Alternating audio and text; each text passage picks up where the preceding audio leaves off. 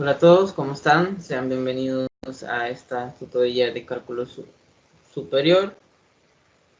Vamos a abordar ejemplos que analizamos en la tutoría presencial y eso van a ser de manera rápida, solamente para recordar lo que hicimos. Y luego vamos a continuar con otros ejemplos de la unidad número 2, que se llama derivadas de orden superior, los máximos y los mínimos. Entonces, si hay preguntas con respecto a este material, es hacerla en la plataforma y también pues pueden escribirme al correo para poder solventar esas dudas. También recordarles que tienen una tarea, ¿verdad? Que trata sobre la unidad 1 y la unidad 2 y que tienen que entregarla el 15 el 18 de septiembre. Entonces, hay que hacer esa tarea lo más pronto posible para evitar algún tipo de inconvenientes y evitar pues el pedir prórroga para poder subir esta tarea, ¿verdad? Entonces, en algunos casos, en algunas materias, pues no existe, no dan esa prórroga. Entonces, en este caso, pues es bueno subir la tarea, digamos, unos 1 o 2 días antes para evitar cualquier cosa. Recuerden siempre que el documento que tienen que subir tiene que ser formato PDF, ¿verdad? Entonces, y ustedes cuando lo pueden hacer en Word y lo transportan y ya envían el formato PDF, el documento en formato PDF a la plataforma, ¿verdad? Entonces, pues recordarle eso y lo que vamos a ver ahora en la unidad número 2 le va a servir para resolver tanto el problema 11, 12 y 13 de la guía de tarea, ¿verdad? El problema 11 nos están pidiendo que encontremos puntos críticos de la función dada y determinar cuáles son los puntos máximos locales, mínimos locales o puntos de silla, ¿verdad? Recordamos que son funciones con dos variables, entonces vamos a tener que aplicar las derivadas parciales, que eh, en un momento vamos a hablar de las derivadas parciales, y también hay un problema en donde pues se habla de una caja, que lo que les piden es la capacidad de la caja de mayor volumen, ¿verdad? ¿Cuál es la capacidad de la caja de mayor volumen que transportará la compañía? Entonces, esto también tiene que ver con lo que vamos a abordar, con los ejemplos que vamos a hablar en esta tutoría. Entonces, vamos a comenzar a hacer una revisión del material. Vamos a comenzar hablando de las derivadas parciales. Cuando tenemos una función de más variables, se le llaman derivadas parciales, ¿verdad? Las derivadas con respecto a cada una de las variables que tiene esa función. Entonces, tenemos una función, como decíamos, por ejemplo, en este caso, de R3 a R de clase C1. Entonces, las derivadas parciales iteradas se representan de esta forma, ¿verdad? La parcial de f con respecto a la variable x, la parcial de f con respecto a la variable y, la parcial de f con respecto a la variable z, en el caso de que la función vaya de R3 a R, ¿verdad? Entonces, esas parciales existen, ¿verdad? Si es de clase C1, existe y son continuas, ¿verdad? Entonces dice que son continuamente diferenciables, ¿verdad? Entonces, pues, cuando sean de clase C2 son doblemente continuamente diferenciables, ¿verdad? Entonces, o dos veces continuamente diferenciables. Entonces, otras formas de representar las derivadas parciales, por ejemplo, si derivamos primero con respecto a x y luego esa derivada la hacemos con respecto a x otra vez, solo podemos escribir de esta forma un poco más contractada, ¿verdad? Y de la misma forma, si derivamos primero con respecto a y luego el resultado lo derivamos con respecto a la variable x, ¿verdad? Entonces lo podemos escribir de esta forma. Recordemos que en esta notación La primera parcial que hacemos es la que escribimos al lado derecho, ¿verdad? Luego la segunda al lado izquierdo y así sucesivamente, ¿verdad?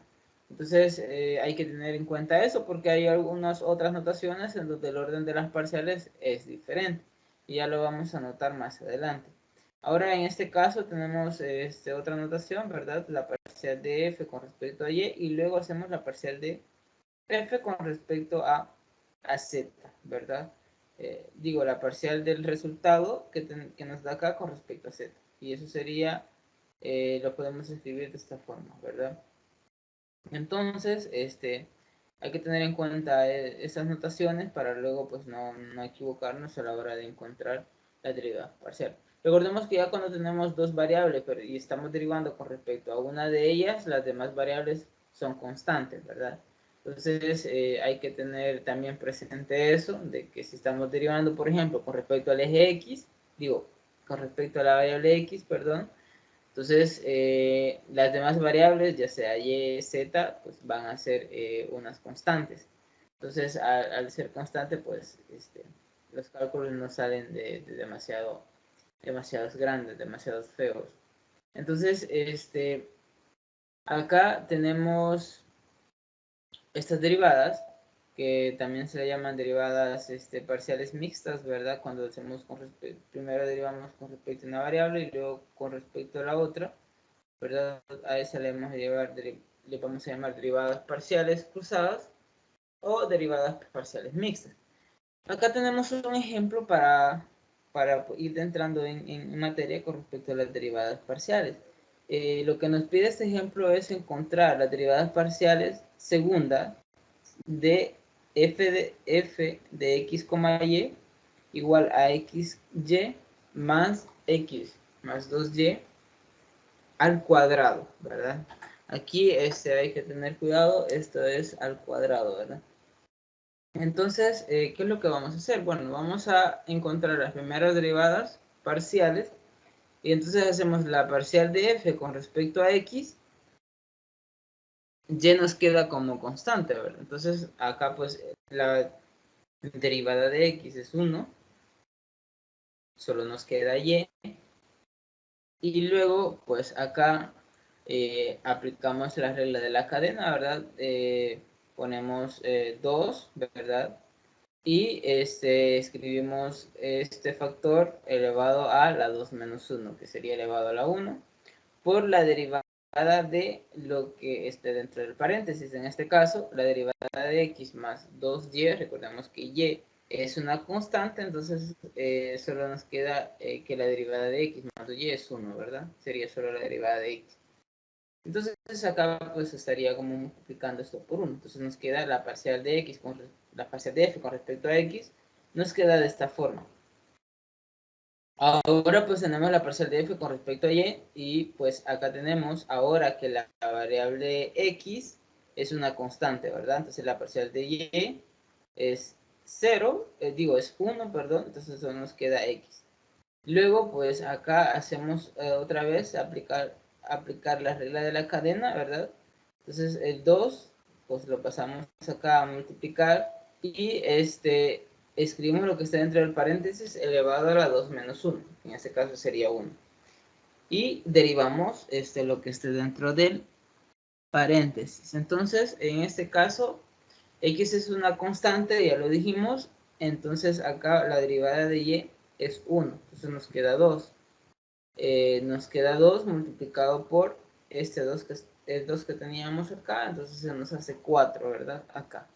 Luego, pues, tenemos la parcial de x con respecto a x, ¿verdad? Es decir, vamos a derivar este resultado con respecto a x, ¿verdad? Entonces acá tenemos esta notación, es decir, derivar la función f con respecto a x dos veces, ¿verdad? Entonces si derivamos esto con respecto a x, esto decíamos que era una constante, y acá esto es 0, ¿verdad? La parcial de x es 1, entonces solo nos queda 2.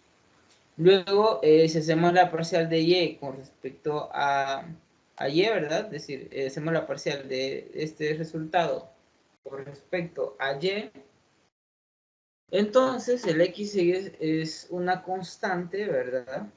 El x es una constante y acá pues nos queda 2, ¿verdad? Como resultado de lo que sea, la derivada de lo que está entre paréntesis, nos queda 2.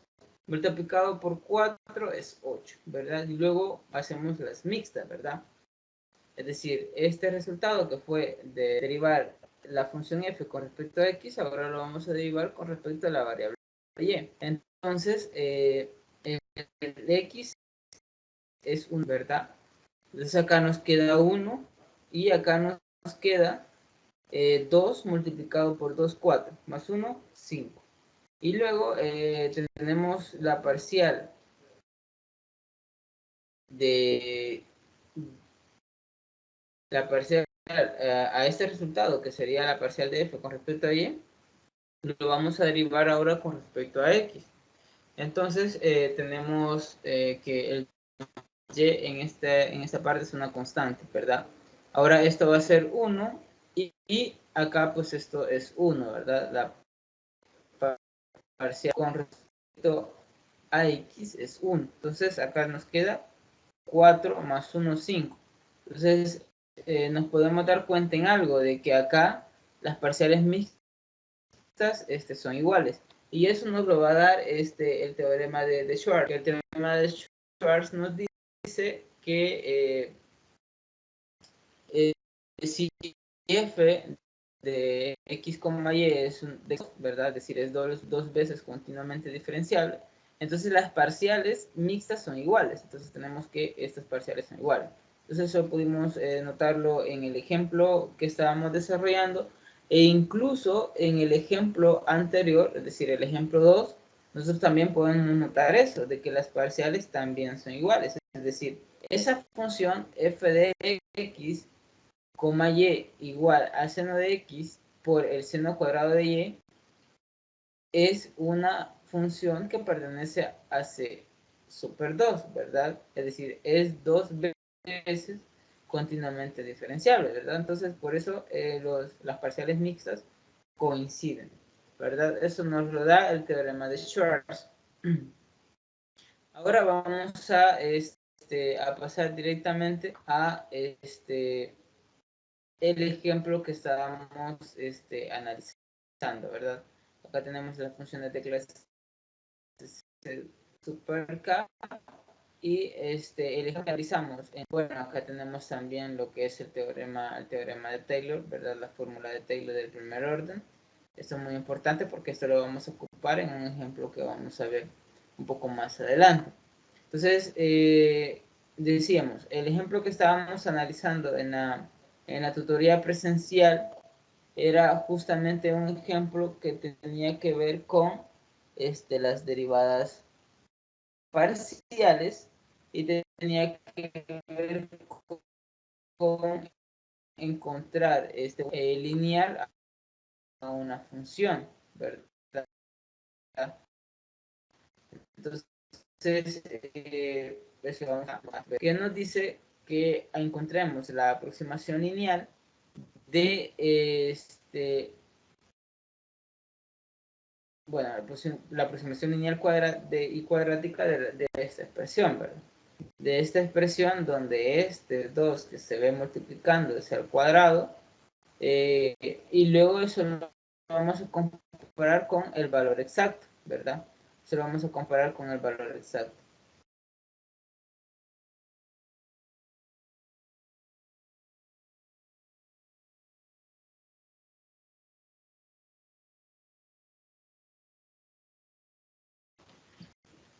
Bueno, entonces vamos a hacerlo en la medida que vayamos avanzando, vamos a ir evaluando un valor, ¿verdad? Un valor x sub 0 y para luego cuando lleguemos al teorema de Taylor o a sustituir en el teorema de Taylor, pues ya sustituyamos los valores que hemos evaluado anteriormente. Entonces, lo que vamos a buscar es una estimación más fácil de evaluar y, por ejemplo, se toma un punto, ¿verdad? Que en este caso lo que se ha tomado es un punto que está cerca de 3.98,5.97, ¿verdad? Entonces se ha tomado un 4,6. Ese punto podemos tomar cualquier otro punto nosotros, ¿verdad? Podemos haber tomado a lo mejor quizás un 3.96, ¿verdad? Un 5.95, por decir algo, ¿verdad?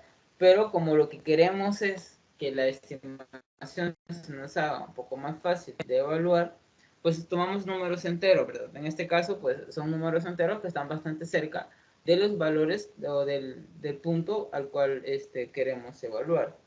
Entonces, eso hay que también tenerlo presente. Es decir, este número, pues nosotros podemos elegir a no ser de que ya sea dado, ¿verdad? O nos estén dando el valor al cual nosotros tengamos que evaluar para hacer los cálculos un poco más fácil.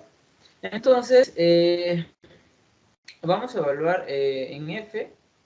Al evaluar en F ese punto, pues obtenemos que el resultado es 1, ¿verdad? Es decir, por ejemplo, acá 4 menos 1, ¿verdad? Sería 3, elevado al cuadrado es 9. Y en el denominador sería 6 menos 3, es 3, elevado al cuadrado es 9. 9 entre 9, eso es 1. Entonces, podemos darnos cuenta que la función evaluada en el x sub 0, ¿verdad? Evaluada en el x sub 0, el resultado es 1. Luego vamos a encontrar las demás aproximaciones, ¿verdad? Y eso lo vamos a hacer encontrando las derivadas parciales de la función, ¿verdad? F de coma y. Entonces, lo que hicimos fue derivar, ¿verdad? Con respecto a x, acá tenemos la función, derivamos con respecto a x, derivamos con respecto a y, ¿verdad? Acá, pues, los cálculos están simplificados, ¿verdad? De las derivadas parciales. Nosotros los desglosamos en la teoría, ¿verdad? Espero que se acuerden de lo que desarrollamos. Y llegábamos a estas derivadas, ¿verdad? La derivada con respecto a x, la derivada con respecto a y, así de la función con respecto a el resultado con respecto a x, lo derivamos con respecto a y, ¿verdad? Por el teorema de Schwarz, eso sabemos que son iguales. Y luego, pues, derivamos estos resultados con respecto a la derivada que ya le habíamos sacado, ¿verdad? En este caso es la función con respecto a x, y la volvíamos a derivar con respecto a x, y el resultado era este que está acá. Y luego, pues, también hacíamos esta, que ya habíamos derivado de la función con respecto a y, y la volvíamos a derivar con respecto a y, ¿verdad? Entonces, obteniendo este resultado que está acá. Entonces, así calculábamos. Había la formulita de la derivación de f entre g de x, ¿verdad? La derivada de esa función es la decíamos que esa derivada era igual a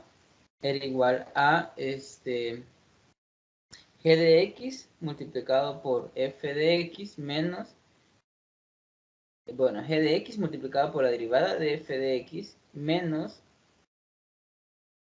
f de x multiplicado por la derivada de g de x entre g de x al cuadrado, ¿verdad? Esa fórmula es la que ocupa para encontrar cada una de estas derivadas parciales, ¿verdad? Luego lo que hicimos fue cada una de esas derivadas parciales que nosotros teníamos acá, las evaluamos en el. Entonces, al evaluar punto, ¿verdad? Ya dio estos valores, ¿verdad? Y al final, lo que hacíamos en un tercer paso es que, como el punto de x sub 0 es 4,6, vamos a hacer h, ¿verdad? Igual a, y entonces tenía x sub c más h, lo podíamos escribir de esta forma, 98, bueno, 3.98,5.97. Y luego acá tenemos 4 más h sub 1, 6 más h sub 2, ¿verdad? Y eso pues es igual a este punto. Entonces, recordemos que el x sub 0 es el que nosotros tenemos acá, ¿verdad? 4,6. Más un h nos tenía que dar este punto. Entonces, lo que tenemos que ver es a qué es igual a h1 y a qué es igual a h2. Y entonces tenemos esta desigualdad, es decir, 4 más h1 es igual a 3.98 y 6 más h2 es igual a 5.97.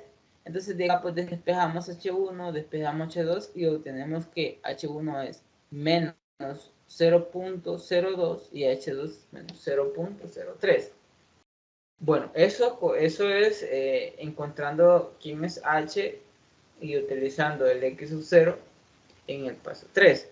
Ahora el paso 4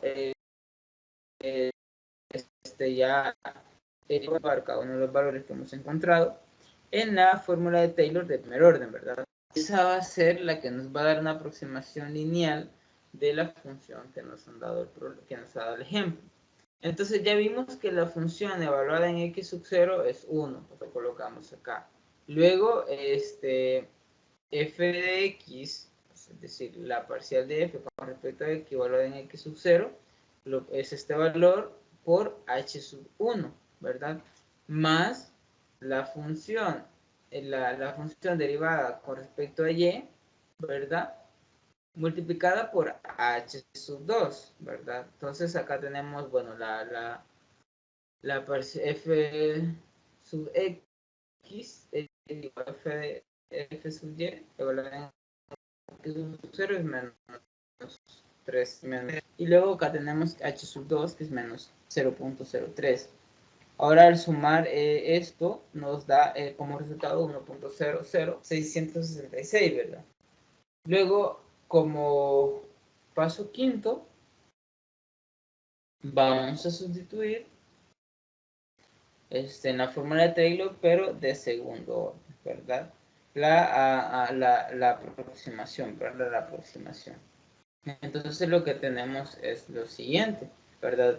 Tenemos la función evaluada en x sub 0 y acá pues vamos a sumar la función evaluada en x multiplicada por h, digo, la derivada de la función con respecto a x evaluada en x sub 0, que es esto que está acá, multiplicado por h sub 1, más la derivada de la función con respecto a y evaluada en x sub 0 por h sub 2. Y luego acá lo que sigue ya son las otras derivadas parciales, ¿verdad? Las de segundo, es decir, que es acá, el 2 novenos que tenemos acá, es la derivada de la función con respecto a x dos veces y luego evaluada en x sub 0, ¿verdad? Por eso tenemos 2 novenos acá. Luego eso va a estar multiplicado con menos 0.02, que este es h sub 1, elevado al cuadrado en 2, ¿verdad? Este 2 que está acá es 2 de, entonces, eso es muy importante, es bueno que nosotros nos aprendamos el teorema de Taylor, ¿verdad? Entonces, ese teorema de Taylor lo podemos encontrar en la página 10 del material, ¿verdad? Entonces, podemos encontrar el teorema de Taylor. Vamos a hacer algo. Vamos a buscar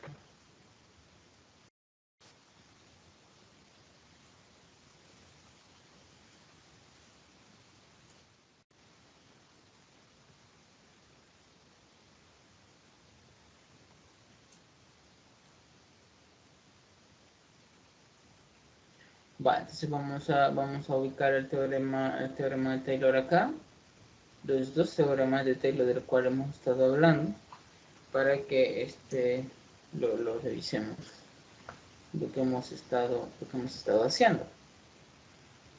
Entonces lo que hemos estado haciendo es lo siguiente, la integral de esto es un residuo, ¿verdad? Que esto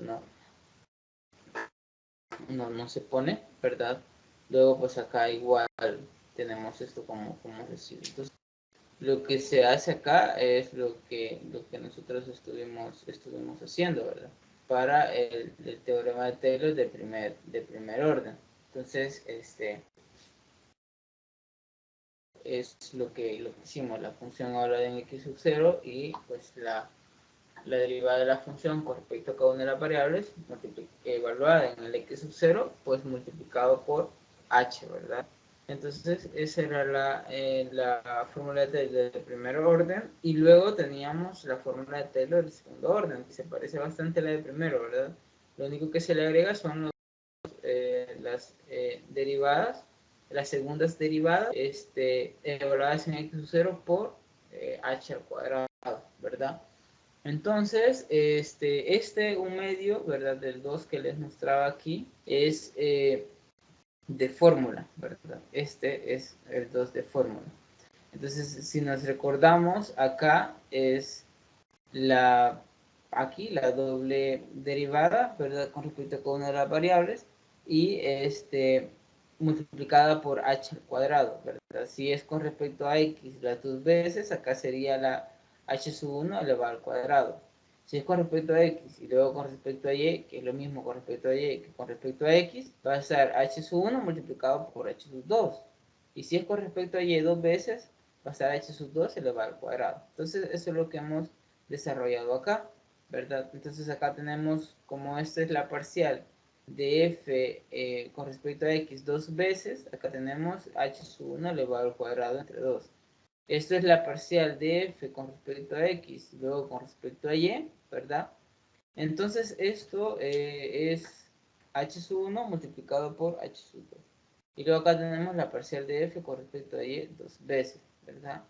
Multiplicado por h sub 2 elevado al cuadrado entre 2. Recordemos que este 2 es de fórmula, ¿verdad? Este que está acá y este que está acá también es de fórmula. Entonces, vamos a ver, luego acá evaluamos todos estos valores y encontramos que el resultado es 1.00674, ¿verdad? Entonces nos damos cuenta que es una aproximación, digamos, un poco más exacta. Si nosotros calculamos o utilizamos la calculadora del valor exacto para lo que nos están pidiendo acá arriba, nos damos cuenta que es 1.00675. Entonces, quiere decir que la aproximación cuadrática es una mejor aproximación que la aproximación lineal, ¿verdad? Entonces, eso es la idea del por qué pues, resolver este ejemplo utilizando la fórmula de Taylor. Entonces, ya que tenemos esa parte, utilizando la fórmula de Taylor, vamos a pasar al ejemplo. Bueno, de acá pues lo que se habla en materia sobre los extremos de las funciones con valores reales, sobre los máximos, sobre los mínimos y los puntos como puntos extremos. Entonces, en este caso podemos entonces, en algunos puntos la función alcanza su mayor valor, ¿verdad? Es su máximo local en esta gráfica, y acá en esta gráfica puede alcanzar un punto mínimo, ¿verdad? Que es un punto mínimo local, ¿verdad? Porque hay otros puntos mínimos en otras partes de la gráfica de la función. Y de la misma forma podemos encontrar otros puntos que son máximos locales en otras partes de la función, ¿verdad? Por eso se llaman máximos locales y mínimos locales, ¿verdad? Eso como la idea geométrica de lo que sucede cuando nosotros encontramos un valor máximo y un valor mínimo. Ahora, acá tenemos esta definición que nos ayuda a temas relativos. Entonces, de n es de un conjunto U. Entonces, esa función eh, se dice que un x sea el dominio de la función si existe una bola de centro x sub 0, ¿verdad? De este punto, entonces para todos los puntos x que pertenezcan, se tiene que f de x es mayor o igual que f de x sub 0. Entonces estamos hablando de un mínimo local si sucede. Y de la misma forma hablamos de máximos locales, ¿verdad? Entonces, las mismas condiciones, si existe un punto x sub 0, vamos a llamar máximo local, si existe una bola centrada justamente en ese punto, con radio cualquiera, R, ¿verdad? Entonces, y para todos los x que pertenecen a esa bola, se tiene que f de x sub 0 es mayor o igual que f, ¿verdad? En x. Entonces vamos a decir que tenemos un punto máximo local, ¿verdad? Entonces luego el punto x sub 0 es un punto de extremo local o es un mínimo local o máximo local. Bueno, entonces luego pues la condición 4 de esta definición, que nos da que si un punto x sub 0 es un punto crítico de la función, ¿verdad? O bien f no es diferenciable en x sub 0, o bien la derivada de f evaluada en x sub 0 es igual a 0 si un punto crítico no es un punto de extremo relativo, se dice que es un punto de silla, ¿verdad? Es decir, si nosotros encontramos la derivada de la función evaluada en la derivada de la función evaluada en x sub 0 y eso, el resultado es 0, entonces decimos que el punto crítico es un punto de silla, ¿verdad?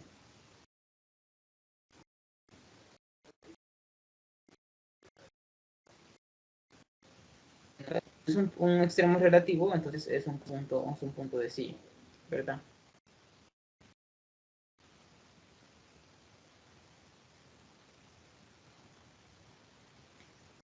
Entonces, vamos a pasar al ejemplo siguiente. Entonces, bueno, acá nos dan condiciones de las primeras derivadas para los extremos relativos, ¿verdad? Nos dice la observación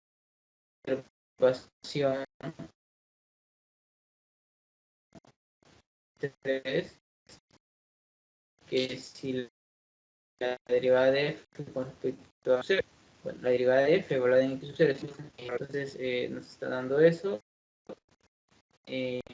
Luego pues nos dice que si entonces la parcial de f con respecto a los x sub y, que son las variables evaluadas en x sub 0 es igual a 0 para igual 1 hasta n. Entonces esta observación es muy importante, ¿verdad? A la hora de buscar nosotros los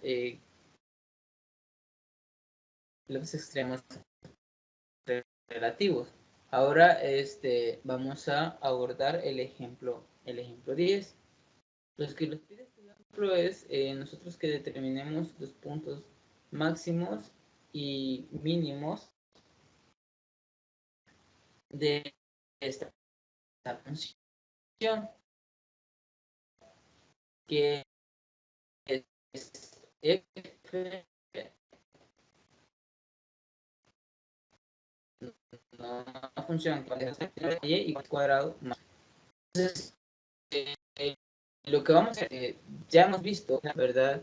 Pero vamos a ignorar ese hecho de que ya sabemos, y lo que vamos a hacer es encontrar las derivadas parciales con respecto a las variables e igualarlas a 0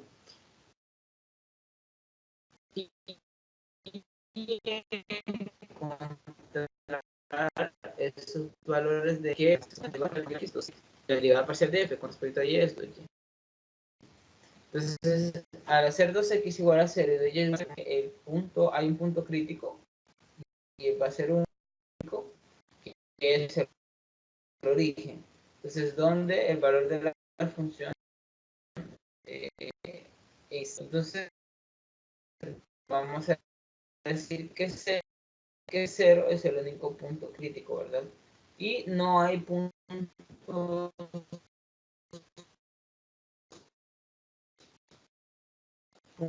puntos más para ser crítico.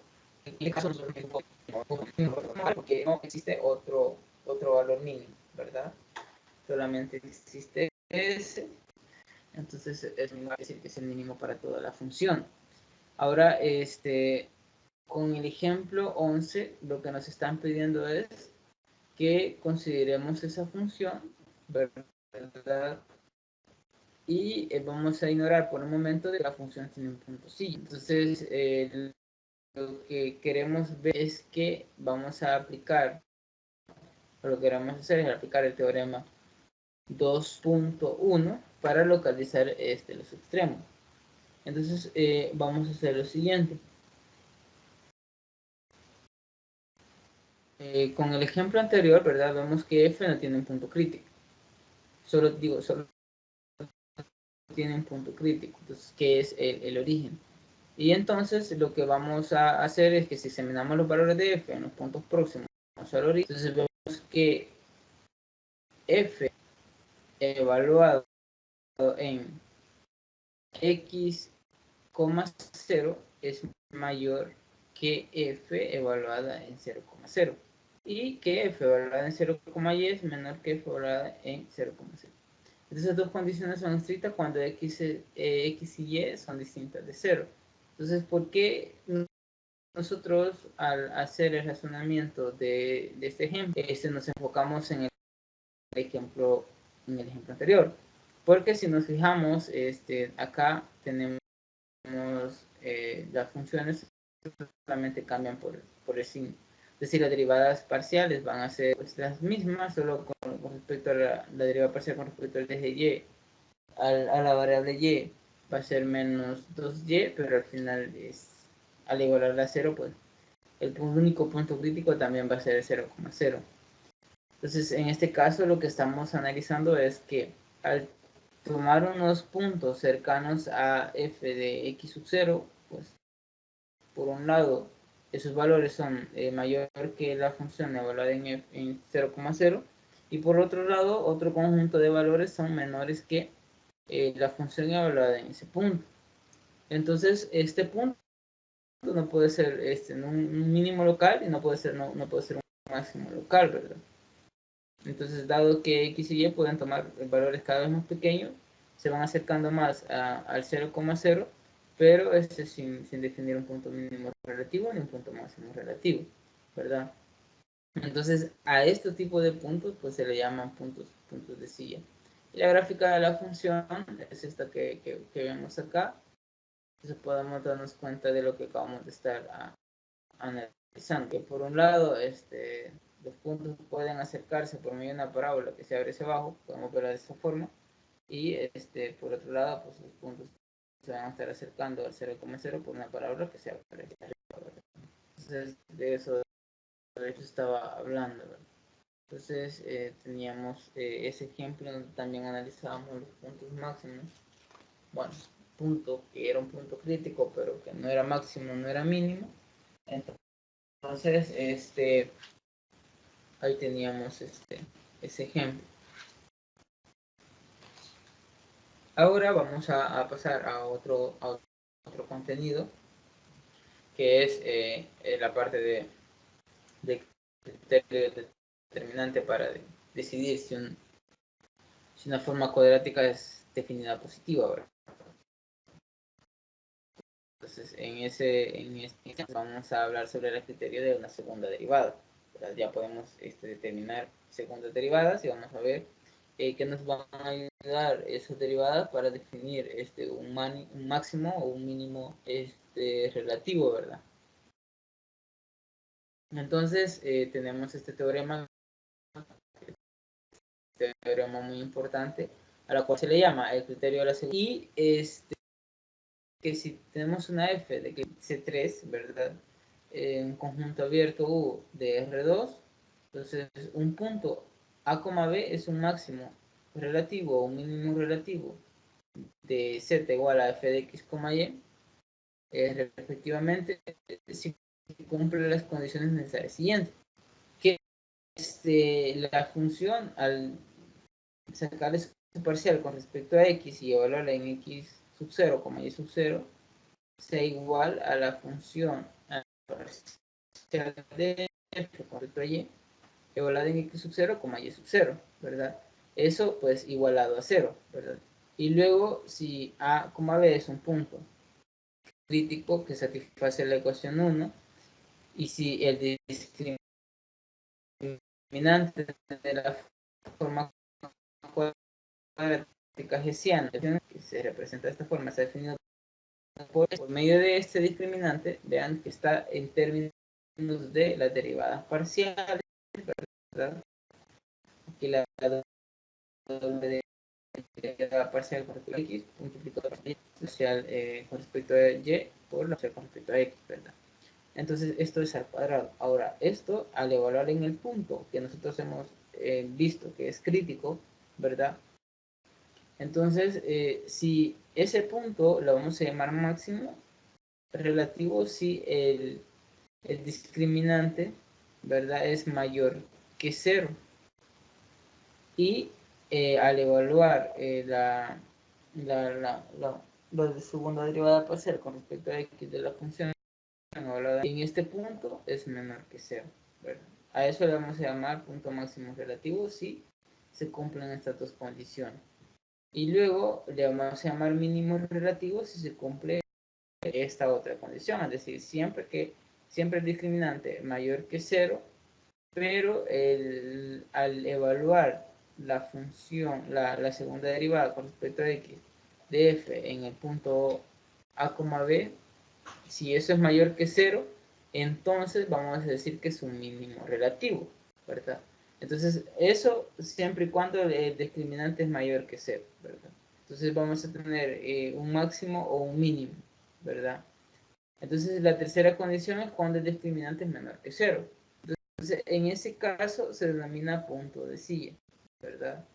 Entonces, y cuando el discriminante es igual a 0, no se puede hacer absolutamente nada y es necesario hacer otro estudio un poco más detenido para determinar qué tipo de puntos tenemos, de puntos críticos tenemos, ¿verdad? Entonces, este teorema pues es muy importante, ¿verdad? En ese sentido, nos ayuda a determinar los máximos y los mínimos relativos. Ahora, a partir de acá, y pasamos al ejemplo número 14. El ejemplo 14 lo que nos dice que lo que tenemos que localizar son los puntos máximos y los mínimos relativos y los puntos de silla de la función. Entonces, esos puntos, bueno, lo vamos a hacer con respecto a esta función, que sería el logaritmo de x cuadrado más y cuadrado más 1, ¿verdad? Entonces, vamos a comenzar con esta solución haciéndolo por. Recordemos que tenemos que localizar primero los puntos críticos de la función de acuerdo al teorema 2.1, ¿verdad? Entonces, por medio de ese teorema lo vamos a localizar. Recordemos que ese teorema lo que nos decía era lo siguiente. Lo que nos decía era que nos daba la condición de la primera derivada para puntos extremos relativos. Eso es lo que nos daba ese teorema. Entonces tenemos que derivar la función y evaluar en el punto x sub 0 y eso pues igualarlo a 0, ¿verdad? Entonces el x sub 0 va a ser un punto crítico de la función, ¿verdad? Entonces eso a grosso modo lo que nos decía el teorema 2.1 y eso es lo que vamos a hacer acá. Tenemos que este es el gradiente de la función, ¿verdad? El gradiente de f. Y lo que se hace es derivar la función, ¿verdad? Con respecto a x, derivar la función con respecto a y. Ya tenemos la función. Entonces la derivada de esta función con respecto a x es, pues escribimos en el numerador la derivada derivada de lo que esté dentro, ¿verdad? La derivada del argumento entre lo que es el argumento, ¿verdad? Entonces acá tenemos x cuadrado más y cuadrado más 1 por la derivada con respecto a x. La otra variable es constante. Y pues por acá tenemos la derivada con respecto a y, ¿verdad? Entonces ya que tenemos esto, lo igualamos a 0 si solamente si el x, y es igual al 0,0, ¿verdad? Entonces, de modo que el único punto crítico de esta función ese es el punto 0,0, ¿verdad? Recordemos que el denominador nunca se nos hace 0, ¿verdad? Acá, y esto va a ser 0 siempre y cuando esto sea, ambos sean 0, ¿verdad? Entonces, eso va a suceder así y luego pues el único punto crítico de f es el 0,0. Entonces lo que vamos a hacer ahora es determinar si se trata de un punto máximo o un punto mínimo de silla. Punto máximo, punto mínimo o un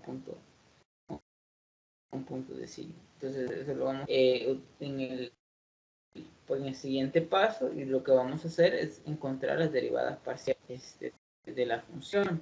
Entonces recordemos que tenemos que determinar el discriminante, ¿verdad? Entonces, y el discriminante está en términos de las derivadas parciales, de las segundas derivadas. Entonces, acá lo que se ha hecho es derivar la función dos veces con respecto a x, y luego la función dos veces con respecto a y aquí tenemos la derivada mixta, ¿verdad? Entonces, ya teniendo ese resultado, aplicamos ahora el criterio de la segunda derivación. Entonces, evaluamos cada uno de estos resultados en el punto 0,0 y obtenemos esos valores, ¿verdad? Entonces, al evaluar tanto la segunda derivada parcial con respecto a x y la segunda derivada con respecto a y en 0,0, el resultado es 2. Y al hacer la otra evaluación, el resultado es 0. Entonces, lo que nos lleva a la fórmula del determinante, que decíamos, las derivadas parciales, la multiplicación de estas derivadas parciales con respecto de x con respecto a y, menos la mixta, la derivada parcial mixta al cuadrado, ¿verdad? Entonces acá tenemos, si estos 2, ¿verdad? 2 por 2 menos 0, ¿verdad? 0 al cuadrado. Entonces tenemos que esto es 4. Entonces tenemos que el discriminante es mayor que 0. Por lo tanto, vamos a tener un punto máximo o un punto mínimo. Pero nos hace falta una condición, ¿verdad? Vamos a ver cuál es esa condición. Pues sencilla que teníamos que evaluar la derivada parcial con respecto a x, la doble derivada parcial con respecto a x en el punto, y tendríamos que ver si eso era mayor que 0 o menor que 0. Entonces, pero evaluada en el punto, ¿verdad? Es mayor que 0. O sea que estamos frente a un punto que es mínimo relativo, ¿verdad? Entonces, eso lo vamos a concluir por el teorema 2.3, que es donde definimos el discriminante. Entonces, es un punto mínimo local, ¿verdad? Un mínimo relativo, un mínimo local. Entonces, eso era lo que se tenía, digamos, planteado para este ejemplo, lo que se quería determinar, ¿verdad? Que por medio del discriminante nosotros encontráramos lo que es el punto, los puntos relativos, o sea, mínimos, máximos o decía de esa función. Ahora el siguiente ejemplo lo que nos pide es cuáles serían las dimensiones relativas de una caja rectangular sin la tapa. Tiene un volumen específico si se desea emplear la mínima cantidad de material en su elaboración. Ahora vamos a ocupar la idea de minimizar el material, ¿verdad? Eso es lo que vamos a hacer para la elaboración de esta caja. Entonces le vamos a llamar X a la longitud de la base y a la profundidad de esta caja. Entonces lo que vamos vamos a hacer es lo siguiente. Vamos a tener la fórmula de la superficie, ¿verdad?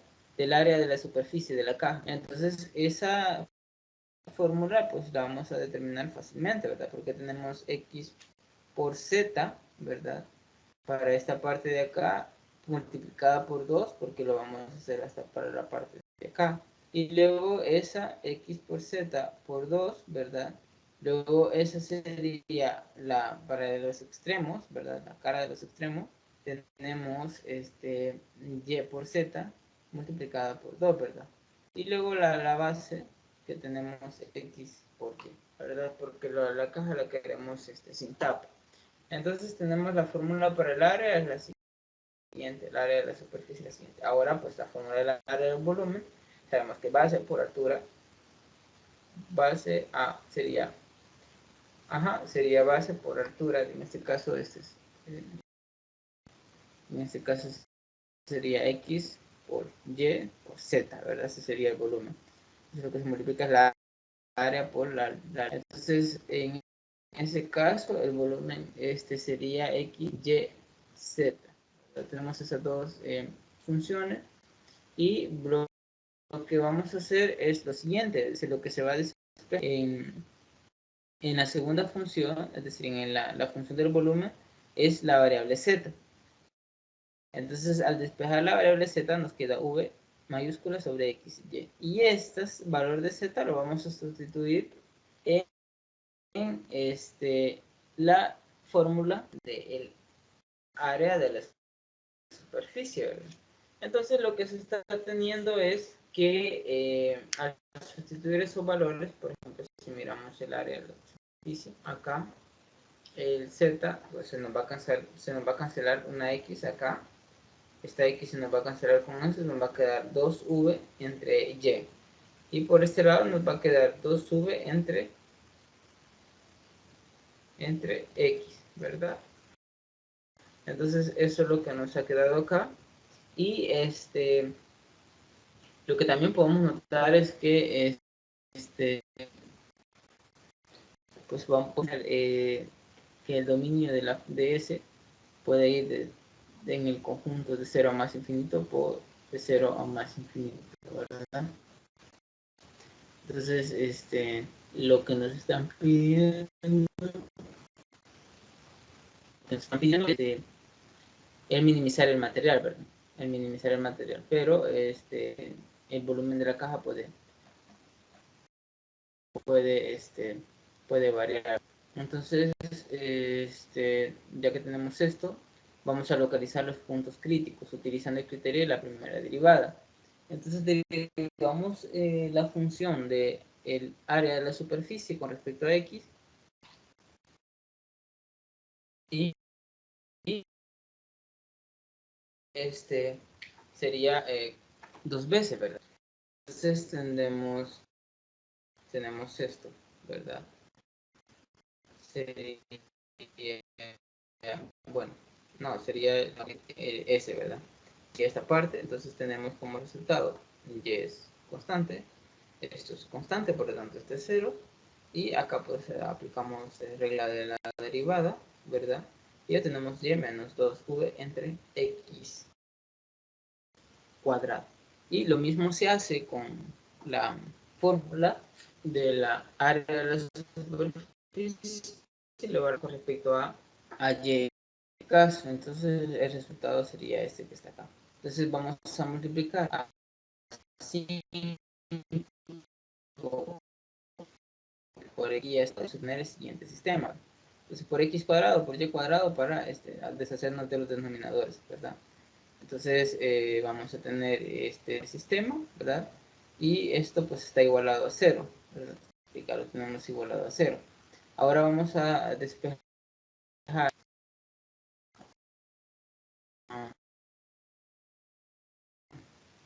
de 7 a Y,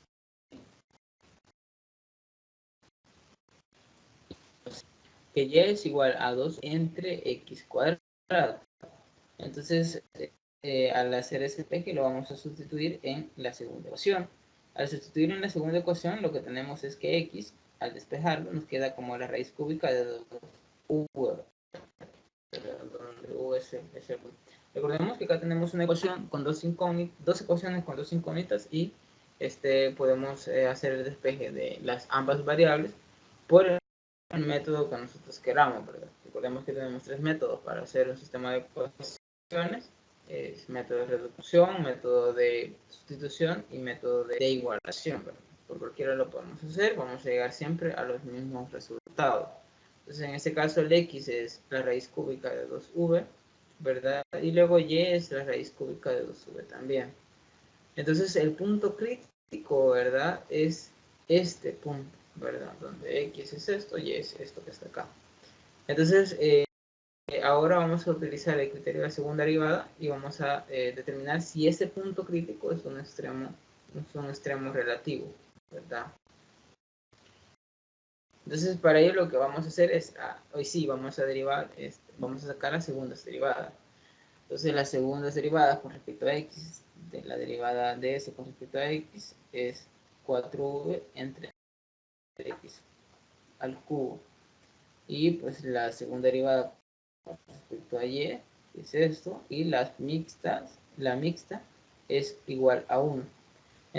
Entonces, vamos a notar también de que clase C2, ¿verdad? Es decir, se aplica la igualdad de teorema de Schwarz, ¿verdad? Eso es igual a 1. Y pues la otra también es igual a 1, ¿verdad? La otra mixta, la derivada parcial mixta es igual a 1. Entonces, evaluamos el signo del hessiano, ¿verdad? Entonces, hacemos esta evaluación y ya vemos la fórmula, ¿verdad? Ya vemos la fórmula en el teorema 2. El teorema que sería el teorema 2.3, ¿verdad? Y el resultado de ese hessiano es 3, es decir, es mayor que 0. Entonces, como es mayor que 0, pues este puede ser un punto máximo relativo o un punto mínimo relativo. Entonces, lo que se hace es ver justamente la segunda derivada con respecto a x evaluada en el punto P y ese resultado es mayor que 0.